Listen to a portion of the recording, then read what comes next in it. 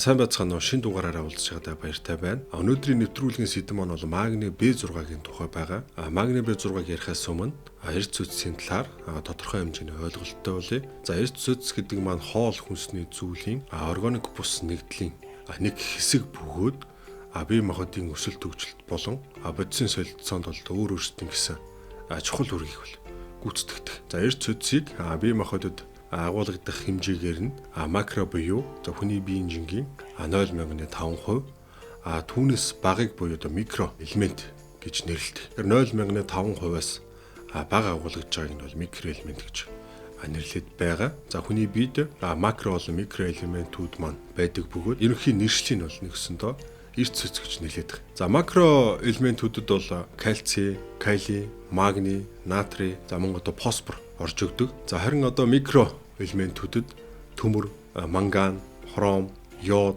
селен зэргүүд бол ордог. Магний B6-гийн гол бүрэлдэхүүн хэсэг болох магний маань өөрөө хүний бие организмын бүх хэдэд байдаг амьдралын чухал элемент бөгөөд эсийн хэвийн үйл ажиллагааг хангахад зайлшгүй шаардлагатай ба бодисын солилцооны бол ихэнх хуралд оролцдог. Мөн мэдрэлийн сэрэлт дамжилт болон булчингийн агшилтын зохицуулгад бол оролцож өгдөг. Доорх шалтгааны улмаас бол магний хэрэгцээ маань энгийн үеигүүд бол илүү ихсэж өгдөг. Үүнд бол удаан хугацаагаар хоолны тэглэн барих, биеийн болон оюуны ачаалал, стресс, жирэмслэлт, шээс хөх юмуудыг удаан хугацаагаар хэрэглэх үед магний хэрэгцээ ихснээр дээрх шалтгаануудын улмаас магний дутагдалд орж болцсохгүй байдаг. Хоногт эрэгтэй хүнд бол 350 мг, харин эмэгтэйчүүдэд бол 280 мг-ыг бол хоол хүнстэй авахыг бол зөвлөдөг. Жирэмсэн эмэгтэйчүүдийн магний хэрэгцээ маань энгийн үеийнхийг бодвол даруй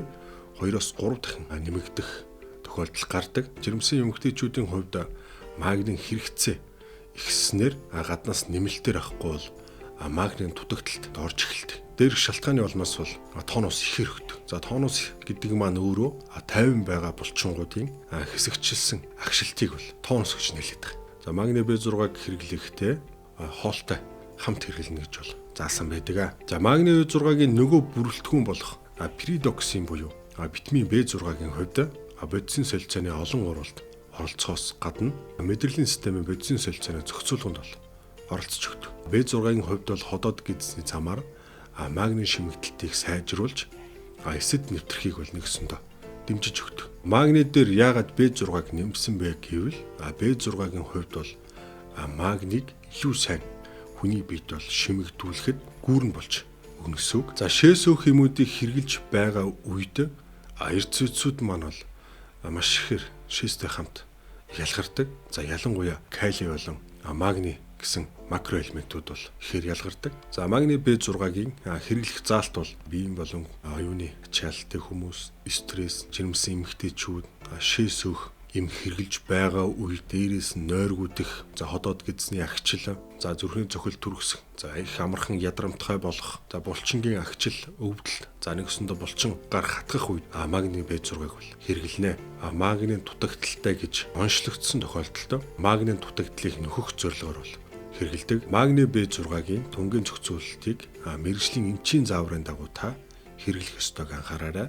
Дараагийн дугаараараа уулзтлаа. Түр баяртай.